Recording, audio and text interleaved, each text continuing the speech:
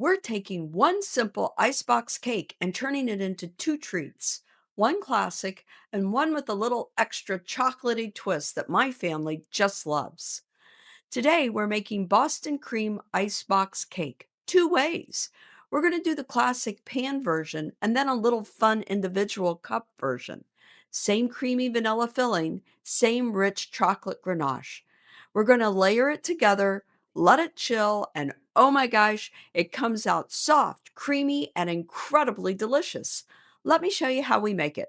Our first step is to make the creamy vanilla filling. Now, you could use a box of instant vanilla pudding, but today I'm going to make a simple homemade vanilla custard. It's really just a handful of simple ingredients you probably already have in your kitchen. We start by adding our sugar, cornstarch, and salt in a pot over medium heat, giving it a quick whisk. Now we're going to add our heated milk to our mixture. We're going to slowly add it a little bit at a time until it's all mixed in. Make sure you get the sides of the bowl. Now we want to keep stirring until it starts thickening up. Then we're going to add our egg yolks. But the question I get a lot is what's the difference between pudding and custard? Well, they're both creamy, both are delicious, and they can look very similar. But the biggest difference is how they're traditionally thickened. See, pudding usually relies primarily on starch, such as cornstarch, to thicken it. Custard, on the other hand, usually gets its structure from the eggs and the egg yolks. So today we're actually using both in this recipe. The egg yolks give us that rich, creamy custard flavor, while the little bit of cornstarch helps to stabilize the custard so it holds up between our graham cracker layers. So we beat up our egg yolks until they're nice and yellowy, and now the tempering. So our milk mixture was nice and warm. We took some milk mixture out, and we're going to slowly add this to the egg yolks to bring up the temperature of the egg yolks. They just gradually get warm like the milk mixture. We don't have scrambled eggs this way, and the Boston cream will taste so much better. Our egg yolks are tempered. Now let's add those back to the entire milk mixture. So now we're going to add our egg yolks, our tempered egg yolks, into the entire milk mixture. It will start thickening up in just a little while. Now, have you ever wondered how come we're called this Boston cream pie when it's actually more like a cake? Well, the Boston cream pie is associated with the Boston Parker House Hotel, where this version of a custard-filled chocolate-topped cake was created in the 1800s. Back then, cakes and pies were sometimes baked in the same types of pans, and the names weren't always quite separated as they are today. Well, somehow the name Boston cream pie stuck. And it really stuck because the Boston cream pie eventually became the official state dessert of Massachusetts. Now, we're not actually making a Boston cream pie today. We're borrowing those wonderful flavors, that creamy vanilla custard that we're making right now, soft cake-like layers, which are going to be our graham crackers, and we're going to actually add plenty of chocolate. Now, and it's a good thing to continually keep stirring. Mixture can settle on the bottom and it can scorch and burn. Okay, can you see that it's starting to thicken up? And then we're going to take it off the heat. Looks really good. Now we're going to add our butter. We're going to mix that in. While we're mixing that in, we'll add about a teaspoon of vanilla. Okay, that looks good. And now we'll mix all of this together. And we have this beautiful custard now that we're going to be using in our Boston cream. Now, it's really important that we let this cool. And to let it cool, okay, the saran wrap is having a little fight with me right now. That's okay. We're going to cover it with saran wrap. Now, if you just left it on top as the pudding cools, it forms what they call a skin.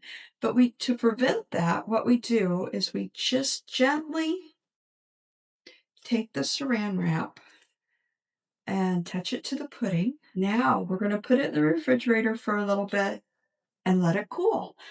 Well, it looks like our custard has come out, and we're going to remove the saran wrap here. And it looks just really nice, nice and thick.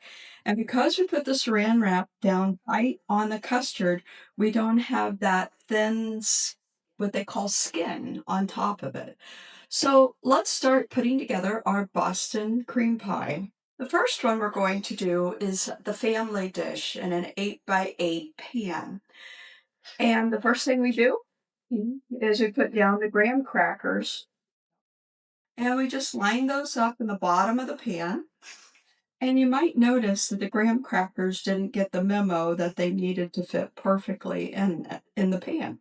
So we have some edges around here. And we're just going to break the graham crackers up and put those around the edges of the pan, which is really nice.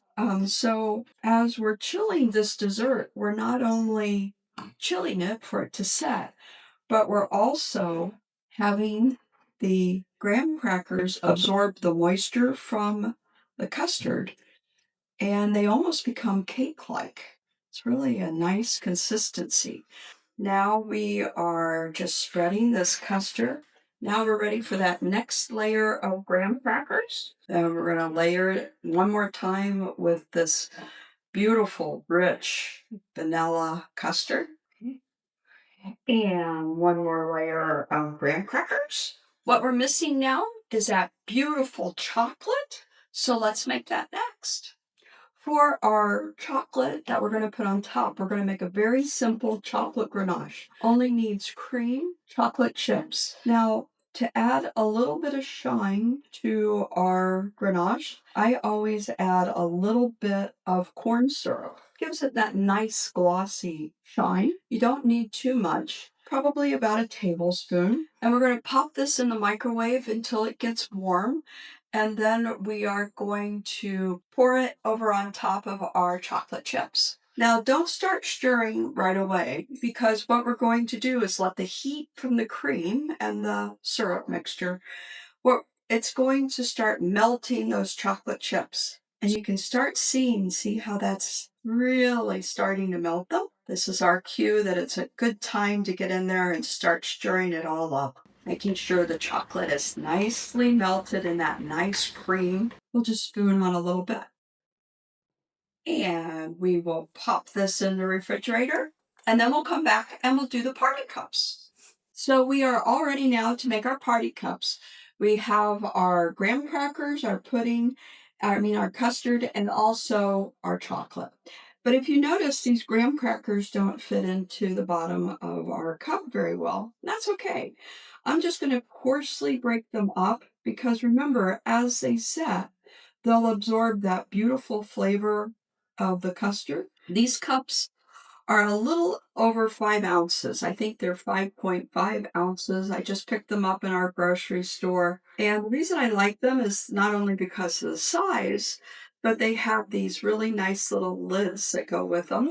It makes it really nice when we're taking them to our barbecues. Just a nice dollop of custard. We're going to then put another layer of graham crackers. We're going to have another layer of custard. And then one more layer of graham crackers. We get to top these off with a beautiful layer of that chocolate ganache. And when we're all done, we're going to pop these in the refrigerator. So we've let our dessert sit overnight so the graham crackers can start absorbing some of that moisture from the custard. And we're all ready to serve it. You can see that the little bit of corn syrup in the chocolate makes it have a nice glossy finish to the chocolate. But more important than how pretty it looks is how good it tastes. So let's take a bite. I love these little party cups. They're so easy. Let's get a bite here. All right. You can see that nice chocolate with the custard, with the graham crackers. Tasty. This is going to be such a nice treat. Let me know which way you made it. Did you make it family style in an 8x8 or the party cups? And I hope you enjoy this recipe as much as I'm going to enjoy the rest of this cup. And I appreciate you stopping by Everyday Eats with Ellen. Please hit like and subscribe. And don't forget to check out my other videos like Impossible Quiche and also my cinnamon rolls. And I'll see you next time here at Everyday Eats with Ella.